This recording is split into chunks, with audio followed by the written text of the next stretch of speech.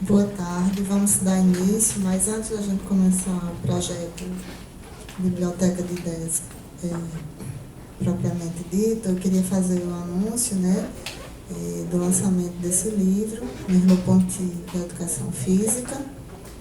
É uma coletânea que eu organizei junto com o professor Iraquitã de Oliveira Caminha, que é professor da UFPB, também é professor do programa de pós-graduação em Educação Física e Filosofia da UFPB.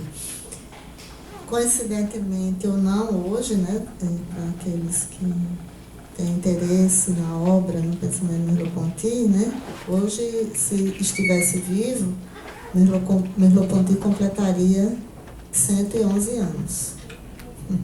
Hoje é o dia do aniversário, né? Merleau-Ponty, simbolicamente falando, e o livro chegou hoje, fiquei muito feliz, foi um presente. Esse livro, ele tem vários artigos, né? Uma coletânea, como eu já disse, assinam junto comigo, com o Iraquitã, o professor Bernard Andrier, que é da Universidade Paris-Descartes, o professor Wagner V. Moreira, da Universidade, que foi da Unicamp e atualmente está na Federal do Triângulo Mineiro, o professor Elenor Kunz, que hoje é professor aposentado, né, mas professor da Universidade Federal de Santa Catarina. Temos também a professora Karenine de Oliveira Porpino, que é aqui do Departamento de Artes, Luiz Anselmo Menezes, que é professor da Federal de Alagoas, Ana Cristina Zimmermann e Soraya Saura, que são professoras da USP, Luiz Arthur Nunes da Silva, que é aqui agora atual bolsista de pós-doutorado do Programa de Pós-Graduação em Educação Física, Denis David Ecussat, que é também da UFPB, professora Rosemarie, né, que escreve também com a sua ex-orientanda, Olênia Aide. Então, pelos nomes e instituições, vocês podem perceber que se trata de um apanhado, né, de vários estudiosos da educação física, ligados à educação física, não só no Brasil, né, mas o professor Bernard Andrier fora do Brasil, que tem em Merleau-Ponty, né, a sua base filosófica, digamos assim, né? E eu escolhi essa imagem para essa capa, que eu acho muito significativa, né? Merleau-Ponty segurando a mão de sua filha, Marianne. Isso no final dos anos 50, 58, por aí, porque ele morre em 61, né? Eu acho essa imagem muito significativa, assim, né? Porque a educação física é essa jovem área, essa criança ainda, do ponto de vista do conhecimento, né, acadêmico, e quando que a filosofia é uma área milenar, né? Então, eu acho primeiramente isso. Segundo, essa imagem, né, eu até faço um comentário dela na apresentação, ela tem uma coisa do sentido mesmo mais filosófico do termo pedagogia, que é pegar pela mão e conduzir, né? É uma cena educativa, né? Esse pai, essa filha, e ele, esse olhar atento dele, né, para ela, e ela com essa mãozinha assim na cintura, um gesto de dúvida, de interrogação, e caminhando. Eu gosto dessa imagem, gosto do movimento, e nós escolhemos para dar assim, chamar mesmo a atenção para essa relação, né, que se estabelece entre Merleau-Ponty e a educação física, dado que Merleau-Ponty, embora ele nunca tenha escrito especificamente sobre educação física, né, ele escreveu sobre aprendizagem, sobre o movimento, sobre o corpo, temas, esquema corporal, motricidade, né? Temas importantes para pensar a educação física, não apenas do ponto de vista teórico, mas também do ponto de vista pedagógico, do meu ponto de vista, né? Então, esse livro trata disso. São diferentes professores de educação física que escrevem, né, e que têm uma leitura particular do Merleau-Ponty, tá? O livro está à venda no site da editora Libear, que está aí na tela, né, para vocês verem, mas ele também em breve, talvez a próxima semana já, esteja disponível na Cooperativa Cultural para ser também vendido, certo? Nós aqui no Grupo Estesia compramos, né, alguns exemplares na pré-venda que foi restrita aos autores. Então a caixa chegou, aqueles que já adquiriram o exemplar, né, depois veio aí com Júlia no final para adquirir o seu exemplar, tá bom?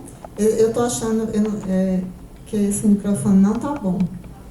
Tá bom para vocês? Porque para mim tá não. Ele... Enfim.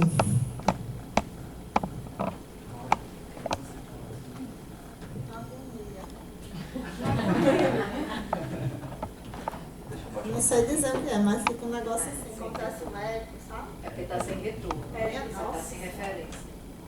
Não vou falar com isso não. Não, mas aí, você vai falando alguma coisa. Porque dói o ouvido. Fica um eco aqui no... Parece que melhorou agora. Vocês, é engraçada a sensação que você escuta como se é um negócio dentro, né? E não é a sua voz, é outra coisa, né? É estranho, é meio esquizofrênico. Tudo bem. Então tá aí, fica... sim, e provavelmente nós faremos um lançamento assim, mais festivo, né? Em junho, quando eu retorno, porque os livros da cooperativa não chegaram. Infelizmente, né? Teve o carnaval, então os correios, tá? Então, mas vocês serão comunicados. Bom.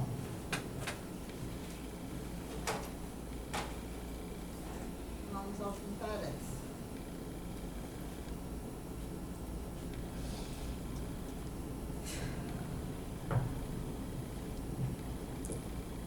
Então, eu vou... Tudo bem.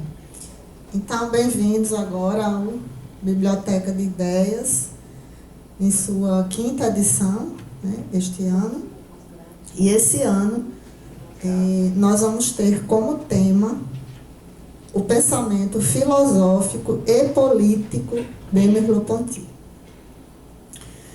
E eu escolhi um título para essa minha fala de hoje, né? Que é A Filosofia e a Política são Solidárias. E eu vou tentar aqui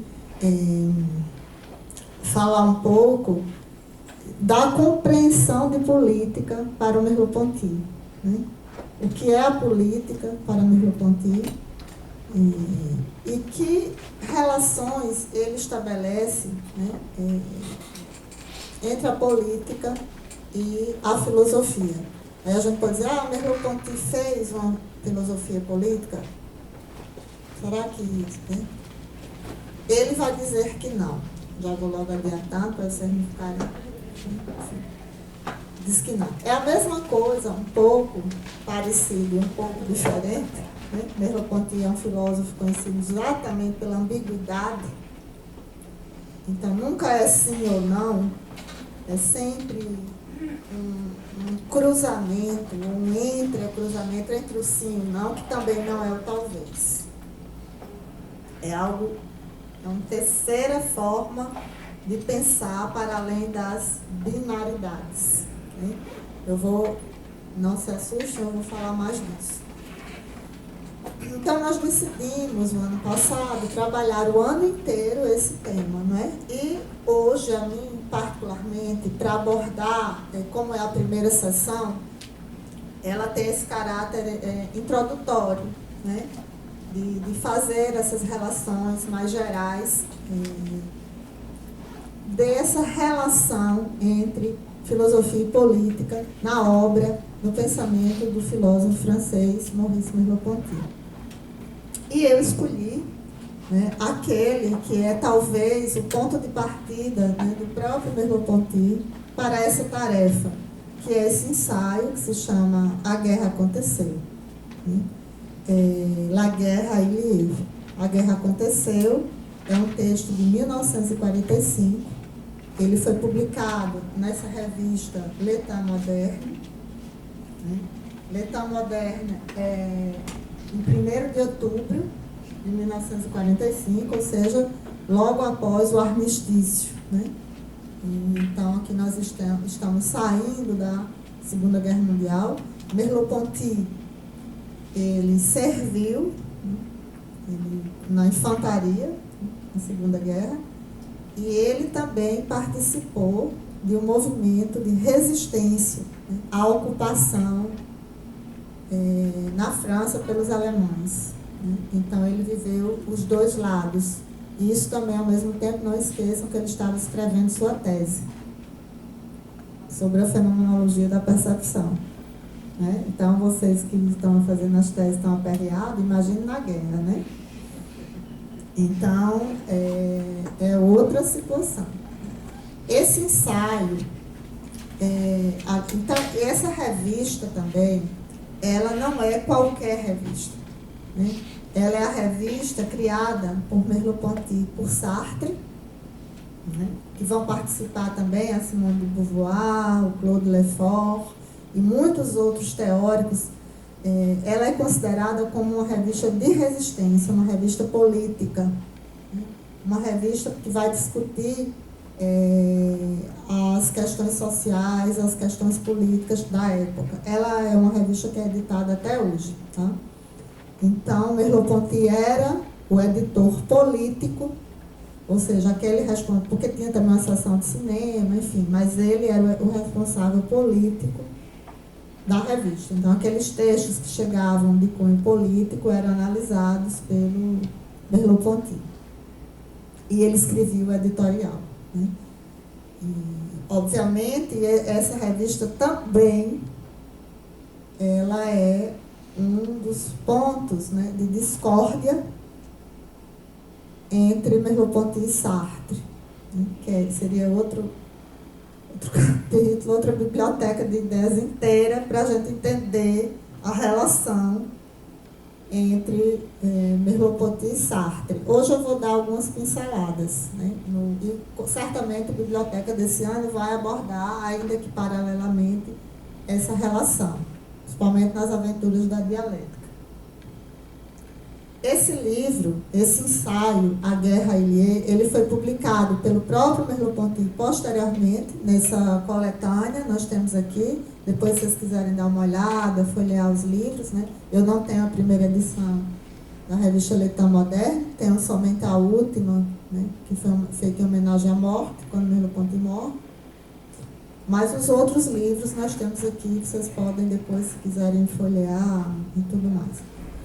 Sans Innocence é uma coletânea que o Merleau-Ponty publica no final dos anos 50, início dos anos 60, né? Com vários textos sobre o cinema, textos sobre a pintura de Cézanne, e tem textos sobre o romance, né? Ele faz análise de romances de Stendhal, O Vermelho e o Negro, enfim, toda essa parte de comunicação entre a filosofia e a literatura, a pintura, o cinema, e também tem textos políticos sobre o marxismo, sobre o que é a verdade e sobre a guerra. Né? La Guerre a eu lieu, a guerra aconteceu. E então, recentemente, a editora Gallimard, que é quem detém os direitos da obra, né, do Merleau-Ponty, publicou Anti-Réapart. Anti-Réapart é um livrinho somente com este ensaio, em particular, dada a sua atualidade. Né? dada a sua atualidade, a questão do antissemitismo, né, que ele vai tratar aqui, e muitas outras questões assim, que são cruciais hoje na Europa e também por aqui, né?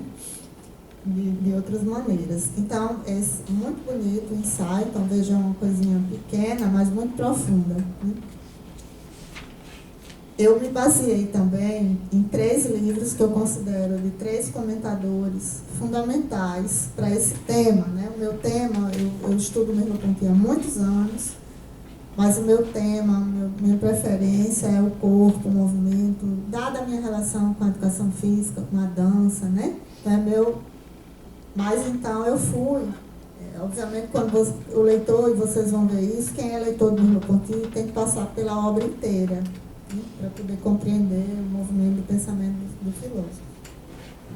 Eu gosto muito desses 3, eu acho que eu não trouxe todos, porque eu estou no processo de viagem, então os livros não estão sempre à minha disposição, mas eu trouxe fundamentalmente o Merleau-Ponty and Foundation of Existential Politics, é um livro em inglês, né, desse filósofo, Whitsider, filósofo americano. Esse livro é de 88 e eu o considero assim fundamental, né? E aí no título vocês já podem perceber que a tese do Merleau-Ponty sobre a política, e se é que ele tem um pensamento político, sem dúvida nenhuma, é de uma política existencial. E aí vocês esperam também comentar, né, o que vocês possam questionar, o que é essa política existencial. Fica também aí a referência da obra para aqueles que têm interesse em aprofundar, né, essa perspectiva. Eu vou falar mais na frente desse livro. O Emmanuel de Saint-Aubert, né, principalmente nesse livro, que é a sua tese de doutorado, de Liens des Êtres, Os Éléments de l'Être, Merleau-Ponty, Au Tournant des années 45-51.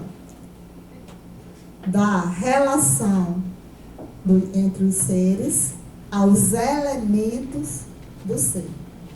Merleau-Ponty, e, né, nessa virada, tournant, virada entre os anos 45 e 51. O que é que acontece, né? Merleau-Ponty, entre aspas, sai da fenomenologia de Russell, da escola alemã, né, que se preocupa com a relação, a aparência dos fenômenos, as relações, a ligação dos seres, para um movimento ontológico, né? Quais são os elementos do ser. Então, não mais apenas a aparência, né, do fenômeno, fenomenologia, mas a ontologia, a constituição do ser como ser. Então, obviamente que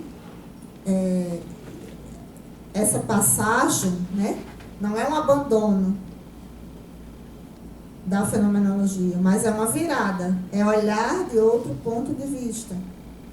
Então, o título do Saint-Aubert é muito emblemático, né? E o Saint-Aubert, nesse livro, vai tratar...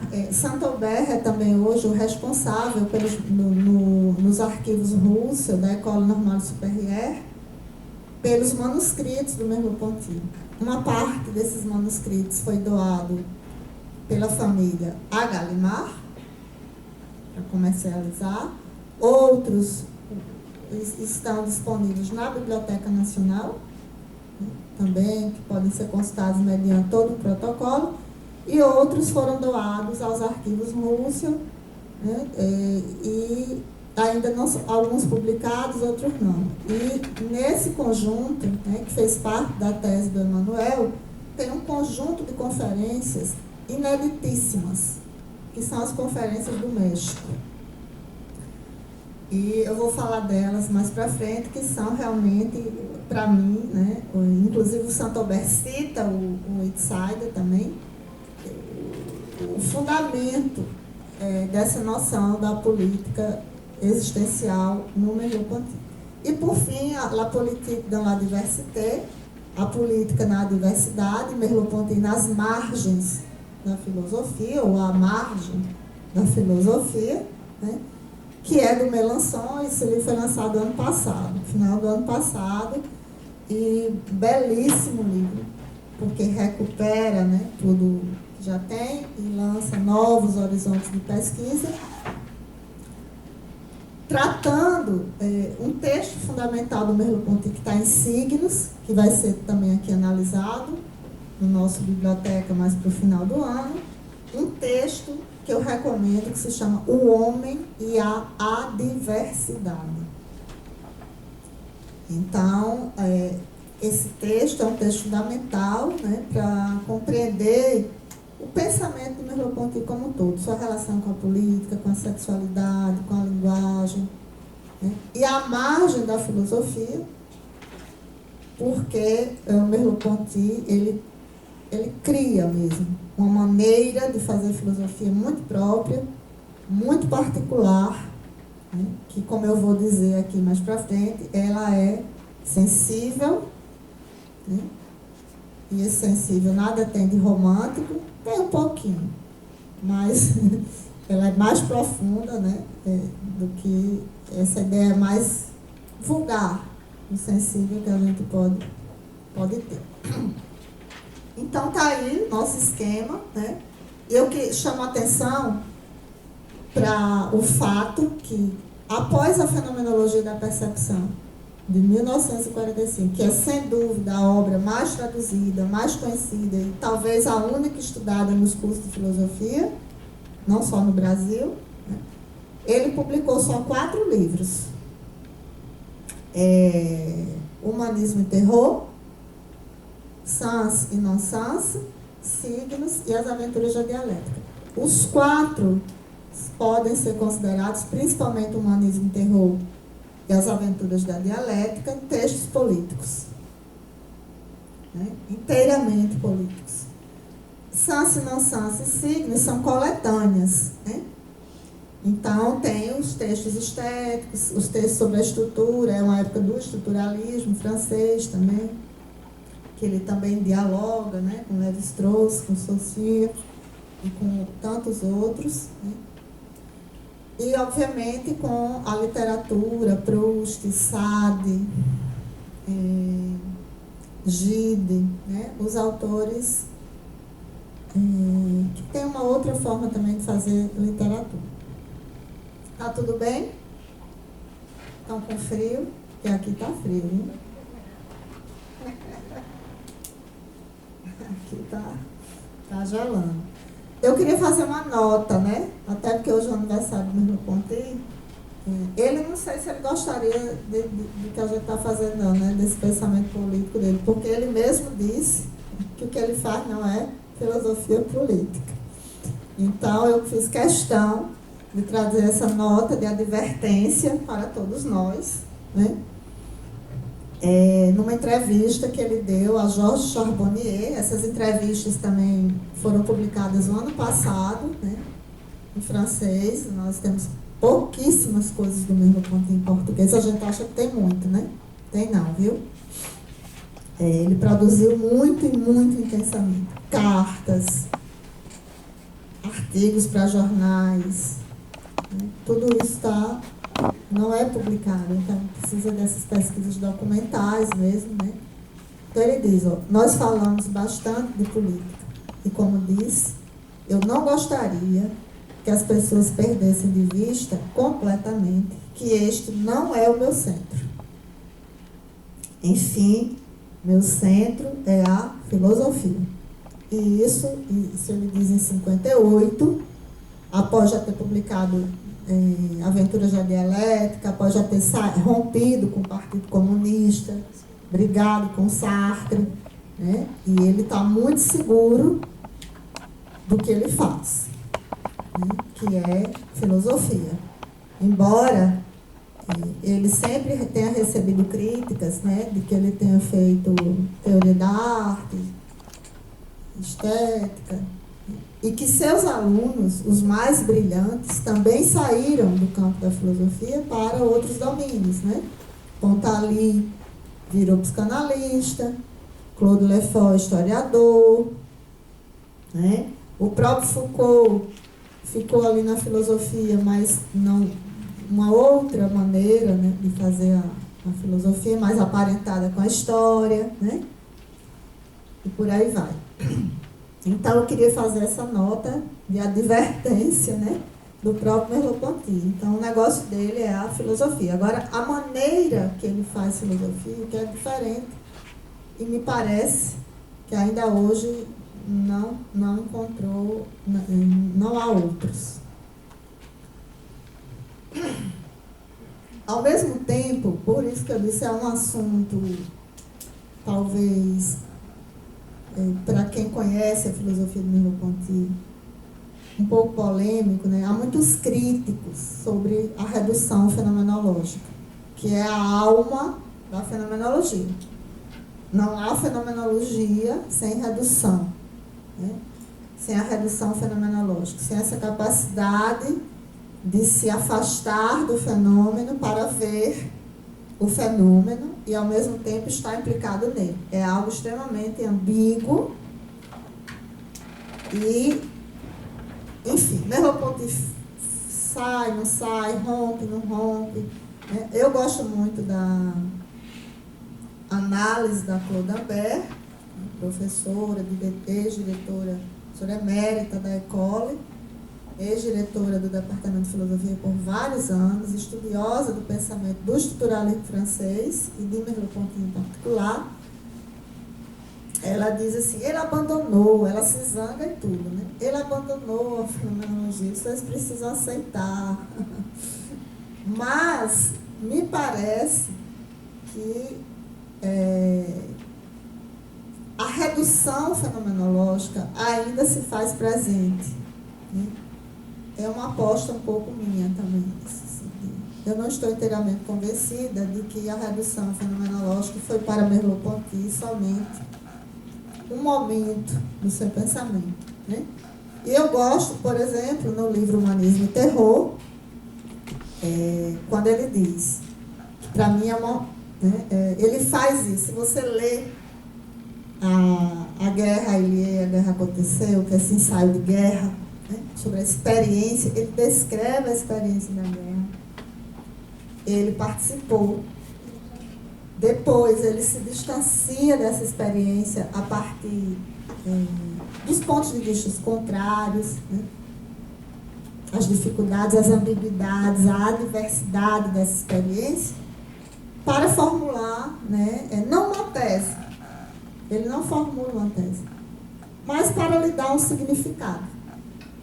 Então essa é a maneira diferente que Merleau-Ponty pratica a redução fenomenológica, né?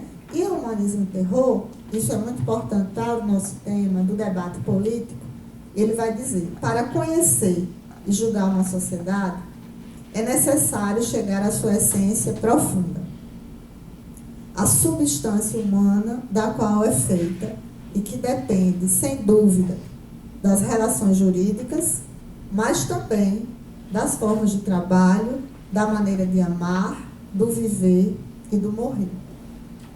Então, veja, é isso a redução, né? Que a gente, no nosso português, a da redução, a palavra vem do grego, é poké, que na verdade é suspensão do juízo. E a gente está traduzido como redução fenomenológica, então a gente sempre reduzir é o quê? Diminuir, né? Mas, na verdade, a redução é ampliar as perspectivas, os pontos de vista, que para compreender com profundidade um fenômeno, é preciso, então, compreender as várias relações. Não sei se isso fica claro para vocês quando ele diz, sim, nós precisamos, sim, compreender as relações jurídicas, ou seja, o Estado, as leis, né? As formas de trabalho, os modos de produção, capitalismo, comunismo, mas também a maneira de amar, de viver e de morrer. Isso ele escreve em 1949. Então, veja que muita coisa que a gente conhece depois, né, no famoso estruturalismo francês, vem dessa ideia maior, do meu ponto de vista, da fenomenologia e muito particularmente da fenomenologia do Merleau-Ponty. Isso pode ser também pensado, né, e confirmado nos estudos do François Doce, que faz uma história do estruturalismo francês, né, inclusive acaba de publicar mais 2 novos volumes grossos sobre o estruturalismo francês, tomando essas duas grandes, né, a fenomenologia, o estruturalismo e o pós, chamou, ou seja, Merleau-Ponty, Sartre, Kristeva, Lacan, Foucault, Derrida, Deleuze, essa galera, né? Essa turminha boa de pensar. É bom pensar com esse povo, né? Então tá aí. Esse livro me chamou a atenção, eu não conhecia. Eu agora, no início do ano, lendo, né, preparando-me para hoje, eu li esse livro e fiquei encantadíssima, vi a referência, já tinha no Mélenchon, tinha no... Então, eu vou ter que ler esse livro, né? Porque aí encomendei, chegou, eu li, agora janeiro, fevereiro, em inglês, então eu levo mais tempo para ler, né? Meu inglês é uma maravilha, mas dá para o gasto. E 3 teses são fundamentais para a fundação de uma política existencial em Merleau-Ponty, segundo o Itzhak, né, que eu concordo plenamente. Primeiro, isso eu tenho dito isso, então é bom quando você tem um pensamento e que outro estudioso, até mais experiente, né, que você diz assim, aí você diz, poxa, olha lá, tá vendo que bacana aquilo que eu estava pensando, por isso que é bom a gente ler, mas para dizer, olha, tá vendo? Confirmei aqui aquela minha sensação, intuição, ideia, né? E ele diz, primeiro, Merleau-Ponty foi o primeiro filósofo a defender, numa tese de Estado, o corpo como ser sexuado. Foucault só vai fazer isso, escutem bem, 40 anos depois, no Collège de France, quando já havia todo, né, o Collège de France, você sabe, nos anos 80, toda a liberdade já estabelecida. Merleau-Ponty fez isso em 1945, em plena Segunda Guerra Mundial. Tem lá o capítulo famoso, o corpo como ser sexuado. Segundo, a racionalidade sensível, que essa é até, né, quer dizer, a racionalidade não é algo... Eu tinha preparado aqui todo o texto, mas eu estou confiando aqui no movimento das minhas ideias. Essa racionalidade sensível, desde faz 25 anos que eu tento falar disso na educação física brasileira, né? Que a razão também é sensível, né? Então, essa racionalidade sensível, que Merleau-Ponty vai pegar, sim, um pouco da filosofia romântica, né? O Schiller,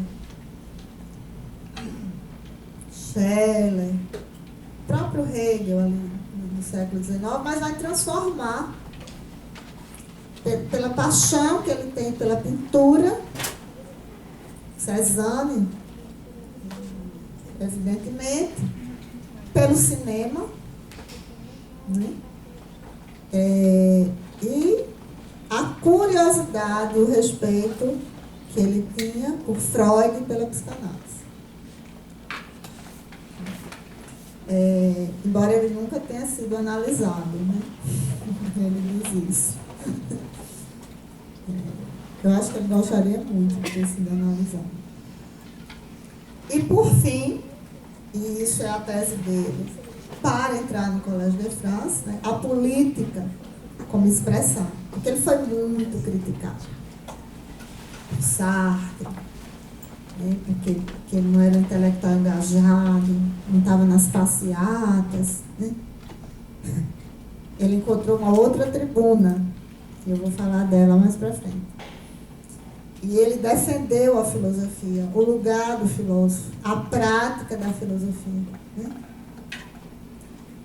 E, obviamente, a inveja, né, psicanalítica, se tornou professor do Colégio de França. E aí muitos não gostariam muito de estar no lugar dele. Né? Mas, enfim, nunca estiveram. Então, ele vai dizer, a partir dessa racionalidade sensível, afirmar a expressão como uma lógica, uma inteligibilidade, uma forma lógica do conhecimento, né? Uma forma de inteligibilidade. E tem muita gente aqui da educação física, não tem? Ou não? Levanta aí a mão, quem é de educação física, só para eu ter uma brechada. Pronto. Quem é de filosofia? Ninguém, né? É corpo.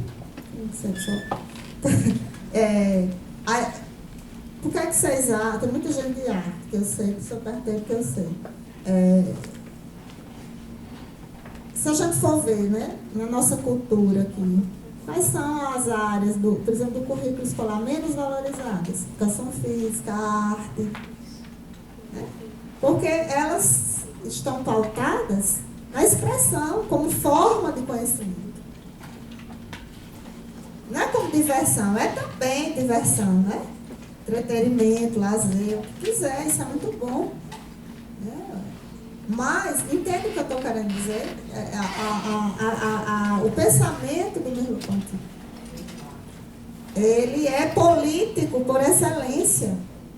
Não é que ele faz uma filosofia política. É a sua filosofia, que tem implicações políticas fundamentais na estrutura mesmo, no coração mesmo da filosofia, da história da filosofia. E, consequentemente, para outros domínios do pensamento. A obra hoje do Merleau-Ponty, ela é traduzida e ela é utilizada em vários domínios, das ciências, neurociências, da linguística, né? Da educação, começando a chegar. Né? A educação física, nós temos aí o Merleau-Ponty, a educação física. Né? Enfim, mas são muitos aspectos a serem considerados, que são questões da sexualidade, o sensível, a expressão, são muitas vezes menosprezados na cultura, na universidade. Mas como se não fosse uma forma lógica, inteligível de ver o mundo, de compreender o mundo, de exprimir o mundo, de dar significados ao mundo. Então, é isso que o Merleau-Ponty faz, né? E aí eu gosto dessa entrevista que eu já falei aqui, né? Que ele deu uma série de entrevistas, publicações em jornais, porque ele tinha outras tribunas de expressão do seu pensamento político, né? E em 58, numa emissão de rádio, se eu não me engano, que se chamava La Pensée Bloquée. La Pensée Bloquée significa o pensamento bloqueado. Eles chamaram lá o Merleau-Ponty. Ele diz assim, ó, a filosofia me apareceu imediatamente como algo extremamente concreto. Não como construção de conceitos, de sistemas. Né? Ele está se referindo à tradição filosófica, sobretudo kantiana, que pesava sobre as instituições filosóficas, e ainda pesa, né? Hegeliana. Os alemães. Mas antes como expressão, elucidação, explicitação, como queiram dizer, do que vivemos. Filosofia é uma expressão do que vivemos, todos, né? E do que vivemos de mais concreto. Eu concebi a filosofia, diz ele, desde o início, não como um drama, mas antes como algo bastante aparentado, em resumo, a arte. Ou seja, como tentativa de expressão rigorosa de fazer passar em palavras o que ordinariamente não se coloca em palavras. e mesmo aquilo que algumas vezes é considerado da ordem do inexprimível. Aquilo que nós não encontramos palavras para dizer. Quantos de nós aqui, em muitos momentos, não temos palavras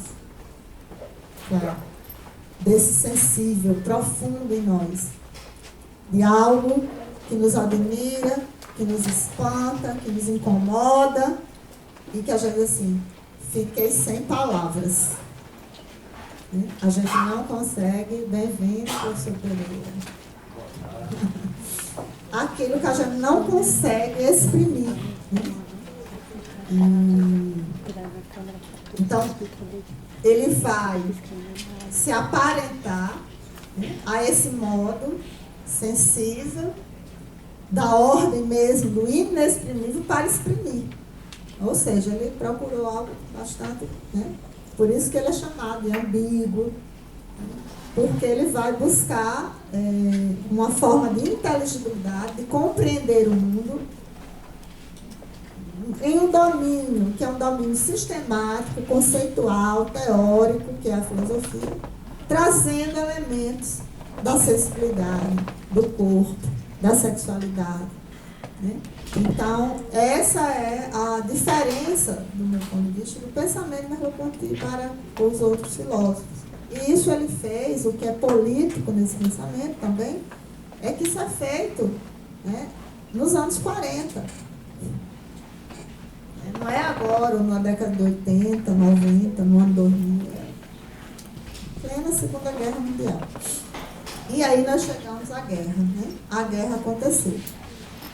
Esse ensaio, que é o primeiro que o Merleau-Ponty publica na revista Tempos Modernos, que eu já falei aqui, ele tem, infelizmente ele não tem em português. Tem uma versão em espanhol que eu até socializei com algumas pessoas do grupo. Depois a gente vai tentar colocar essa versão em espanhol na página do Estasia, para que possa ser lido em espanhol. Nós não temos em português. E é o relato do Merleau-Ponty, de sua participação na Segunda Guerra Mundial, que, como eu já disse, mas como algumas pessoas chegaram depois, ele serve ao exército francês, na infantaria. E também ele tem uma atividade clandestina, paralela, no movimento da resistência francesa, durante a ocupação dos nazistas na França, na Alemanha, contra o antissemitismo e tudo mais. Tá? Então ele diz assim, éramos consciências nuas diante do mundo. A filosofia era algo completamente, a filosofia ensinada na Sorbonne, na École, era uma filosofia apartada, era uma filosofia de sistemas, de conceitos, apartada dessa experiência de vida cotidiana, e que ele queria trazer para a sua filosofia. Eles, durante o inverno de 1939 e 1940, nossa condição de soldados não havia mudado, eles estavam já na guerra, não havia mudado essencialmente nossos pensamentos. Considerávamos os outros como vidas separadas, a guerra como uma aventura pessoal e esse estranho exército como uma soma de indivíduos. Ele diz, foi somente com a experiência da resistência, quer dizer, com a ocupação em Paris, na França como um todo, dos alemães, que eles entraram na guerra, porque aí eles sentiram que a coisa era mais complicada do que uma defesa de territórios. Então ele diz, a experiência da resistência foi uma experiência única e nos colocou o dilema dos intelectuais diante da ação. Então aí era preciso dar uma resposta àquela situação. E continuando esse ensaio, eu convido-os para ver esse filme, Noite e Neblina, do Alain Resnais, que foi um filme encomendado pelo Ministério da Guerra, já nos anos 50, 10 anos depois desse artigo do Merleau-Ponty na revista Letra Moderna. E ele mostra essa experiência, né, dos campos de concentração, do antissemitismo, que é algo muito forte para a Europa, né? Então eu convido vocês a assistirem esse filme, Noite e Neblina, do Alain René, né? Então ele diz assim, foi após, até então, quer dizer, até antes dessa ocupação na França, né, sabíamos que havia campos de concentração, que os judeus eram perseguidos. Mas esse conhecimento pertencia ao universo do pensamento. Não vivíamos ainda na presença da crueldade e da morte. Habitávamos um lugar de paz e de liberdade. Não sabíamos que existia um solo e vidas a defender. Éramos consciências nuas diante do mundo. Durante o inverno de 39 e 40, né? Não, foi após junho de 1940 que verdadeiramente, eu estou traduzindo, por isso que eu tenho que ler, porque, como eu disse, não tem tradução, que verdadeiramente entramos na guerra, pois doravante, os alemães que encontrássemos na rua, no metrô, no cinema, não nos era mais permitido tratá-los humanamente. Se quiséssemos distinguir os nazistas e os alemães, procurar sobre o sargento, o estudante, sobre o soldado, o camponês ou o proletário, seríamos desprezados e acusados de traição. Seria necessário reaprender todas as condutas, né, que a educação nos havia dado. Né? Não podíamos mais responder polidamente. Nós vivemos 4 anos ao lado deles, sem viver 1 minuto com eles. E, ao mesmo tempo, sentir-nos sob seu olhar como franceses e não como homens. Né? E aí esse filme, já falei, mostra isso. Então ele vai sublinhar essa experiência, o dia a dia, no cinema, no metrô, né? A julgar o outro pela roupa, se era ou não alemão, se era ou não judeu. Né? Então mudou o cotidiano, mudou, aí sim eles perceberam, né, que algo tinha acontecido, a guerra aconteceu. La guerra ele o título, né? Então ele vai sublinhar essa que ele chama, a infelicidade eles entrou para a filosofia, né? Ou pelo menos para a filosofia dele, né? Nós pensávamos o antissemitismo antes de 39, mas não podemos, estou citando, acreditar nele agora, após ter visto esses ônibus repletos de crianças, place de contre-rescate. Ele para o texto. É da ordem do inexprimível. Né? Ele, ao lado da École Normale Supérieure, o templo da filosofia, vê aqueles ônibus repletos de crianças que iam ser levados aos campos de concentração. Então não podia mais ignorar aquela, né? Como fazer? Não dava mais para ir no cinema, jantar e voltar para casa, coisa que eles gostam muito de fazer. Era preciso algo mais, né?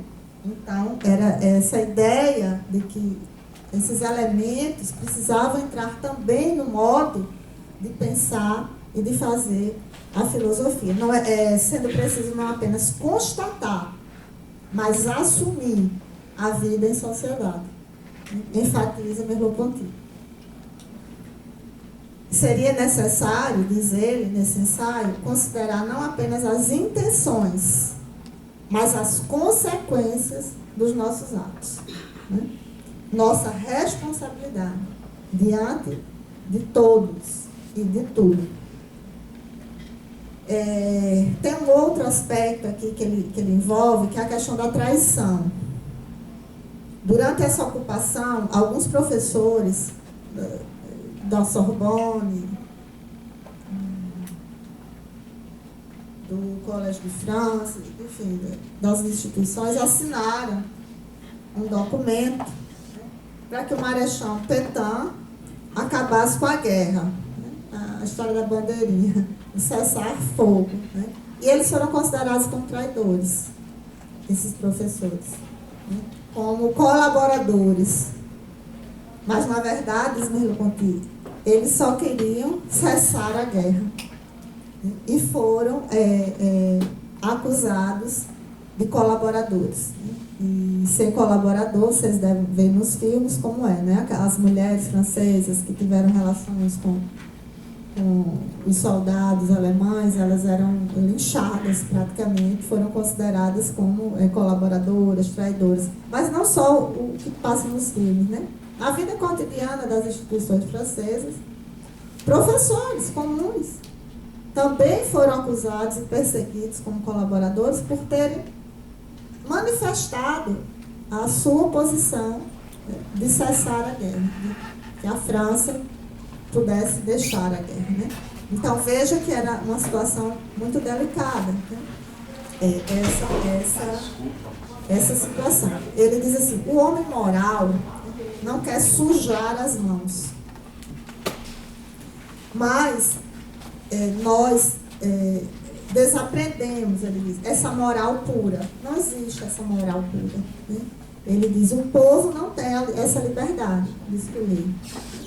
O mecânico, em uma oficina, se ele quiser viver, ele vai ter que consertar os carros alemães. Muitos de nossos camaradas, diz ele, se dirigiam à livraria Rive-Gauche para comprar os livros de filosofia alemã que precisavam para suas teses. Sobretudo Heidegger, né? Que ainda hoje é polêmico a participação de Heidegger, né? Grande nome da fenomenologia alemã. Então, só vai ler Heidegger para poder fazer as teses, porque senão, se ele participava ou não do regime alemão, era outra questão, mas ali, então, era